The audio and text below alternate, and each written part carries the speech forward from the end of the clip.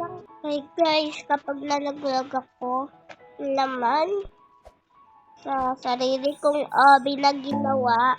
Wait lang nga, guys. Wait lang.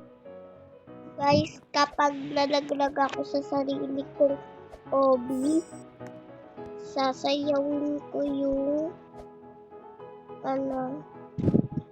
not that innocent. Pero alam ko sa YouTube ko to i-upload kasi inang yan, wala kasi akong mga enough followers sa TikTok.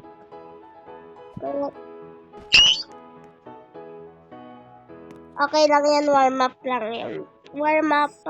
Warm up. Kapag hindi niyo ako binigyan ng chance, sasakalin ko kayo. Warm up. Nagawa ko na ulit. Kapag last try na to, Kapag nalaglag ako, ano ba kasi ito?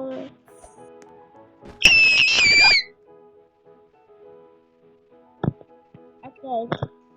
Bye. See you in YouTube!